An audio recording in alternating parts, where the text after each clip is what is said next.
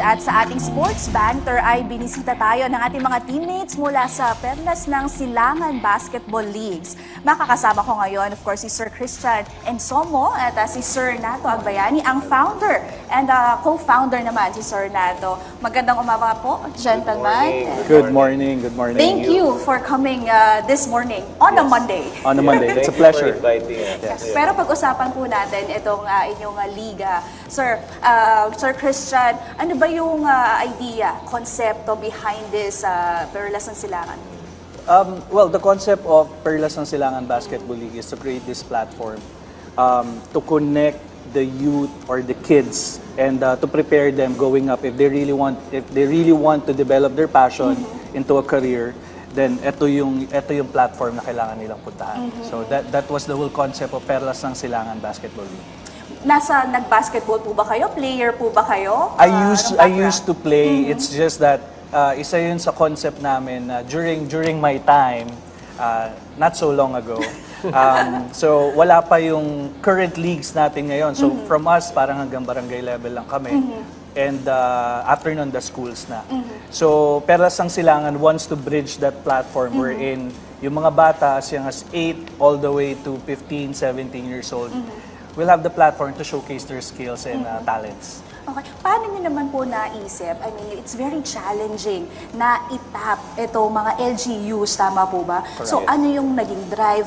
Sino ba yung mga tumulong sa inyo para makaka-reach sa mga teams na to?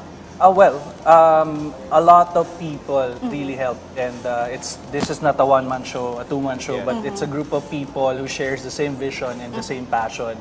I think logistically it's a nightmare to set up this kind of league. So, but yun nga, with the help of people who shares the vision, so we are currently on 12 regions right now, this season 1, and hopefully by next season, we will cover the whole of the regions. Nabanggit niyo po yung vision. Ano po ba ang vision nitong torneo ninyo? Ang vision natin for Perlas ng Silangan Basketball League is to really be on all the regions. So what will happen come season 2 is we will have each of the province having a qualifiers, and then each of the champions from the province will go to a regional championship, and then regional championship will go to the nationals, and then we will have an international tournament at the end of each of the season.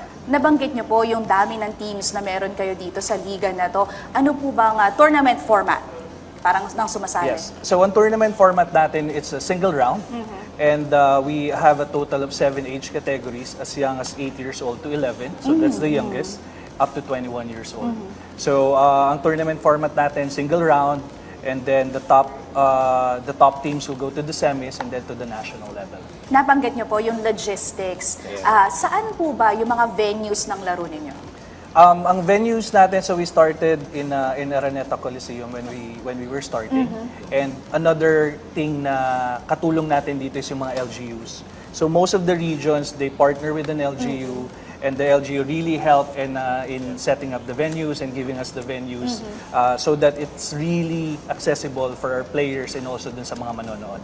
Thank you, Sir Chris. Ang punta naman ako kay Sir Nato. Sige. Sir Nato, ano ba yung, paano ba sumali dito? Is it a selection process? Is it a registration process? So what happens is we have regional partners, and then they get the teams from the local regions. They cooperate with the LGUs. Pwede siyang teams, pwedeng basketball clubs, pwedeng school-based. So they join, and the regional partners, they play, nagkakaroon ng playoffs. Like what's happening now, that's happening everywhere. So we have in practically 12, di ba? 12 regions. So playing all at the same time. So simultaneously meron mga games. So once they qualify, buo na kasi yung mga teams eh. Like what you're showing now is like, I think this is Northern Mindanao. So we have everywhere talaga. And then once they qualify, they do their own tryouts, then they have their own teams. Okay, so may qualifying po pala. Ito nabanggit ni Sir Christian, may from 8 years old to 11. So Yeah. how do you categorize? So merong age groups, under 11, 13, under 15, under 17, 19, and then under 21. Then we have 22 and up. That's the medyo professional. So if you notice, it's really a developmental league. So pambata talaga siya. We want to really develop the talents of the young people.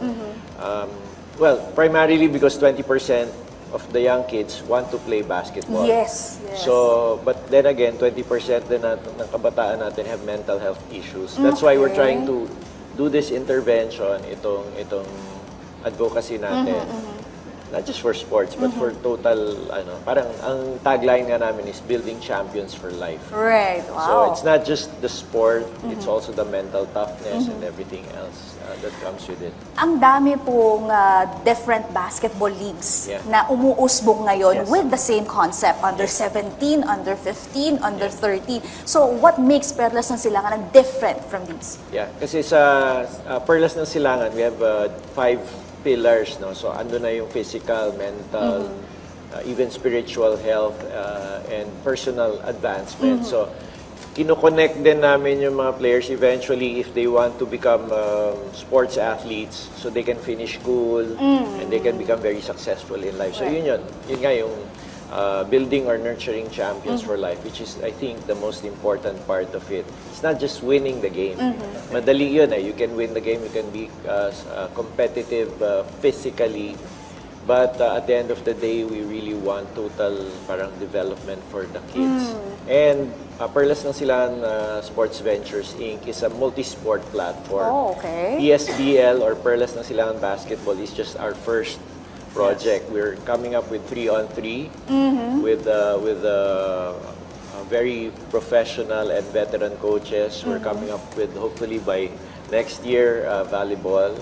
Wow. We have our national championships in January. Okay. So we'll be holding it in 3 cities. Sinabi na, in-announce na. So it's going to be in Iloilo and Bacolod, also in Dipolog. Yeah. Okay, so nabanggit mo kanina na you're trying to develop the Yeah. skills and talents of these kids. Pero hindi natin maiwasan, one thing is, estudyante pa tong mga to. Yes. Under 17, 15, 13. How do you manage isabay yung liga tapos papasok sila sa eskwelahan? Yeah, so mostly our games are weekends, done on weekends. Sa Filipino basketball, kasi there's also what you call coach culture. So yun, medyo, yung coach culture natin, kailangan nating i-develop. They follow their coaches. So based on that, nakakapagtulungan tayo. So both studies and Nabanggit nyo din po na you're sports. trying to develop yung kanilang mental health, not Yes, only the that's physical conditioning. How do you do that? So we have partnered with certain organizations to really address mental health issues. So we have coaches, we have life coaches joining. Wow. We have other organizations on mental health na nakakatulong during the during the overall conduct of the games.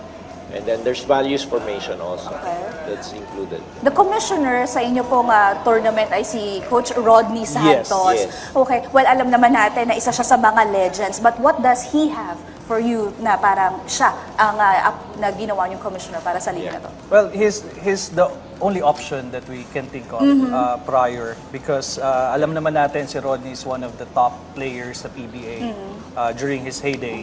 And also, I think siya rin yung well, not all, but isa siya sa talagang na-kept yung integrity niya all throughout his career. And now, as a commissioner of not just Perlas, but also other leagues. So, plus the values that he've shown us, yun kasi yung gusto naming i-share din sa mga bata. So, they look up to Rodney and see that this is how a player should be.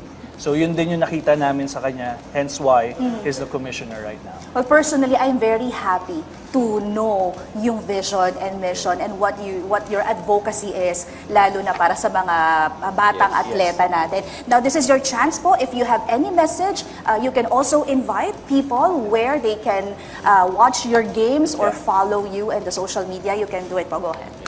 Yeah. Alright, so everyone, una-una maraming salamat and for the people, maraming salamat sa suporta sa Season 1 ng Perlas ng Silangan Basketball League. And we would like to take this opportunity to invite everyone. By January 2025 is our national championship. It will be a Tri-City event and we hope to see you there. So it will be in Iloilo, Bacolod, and Dipolog City po. So kita-kita po tayo January 2025. Thank you. Thank you, PTB Sports. Just like what Christian said, magkita-kita po tayo. Watch our games on Perlas ng Silangan Basketball League. yung iba-iba pong regions, mapapanood nyo, Perlas ng Silangan Basketball League, then just press or add the region na Northern Mindanao, Zamboanga, etc. So, subaybayan nyo po kami, ang PSBL. Naku, maraming salamat, Sir Christian and Thank you. Somo and Sir Nato. Of course, ang bayani,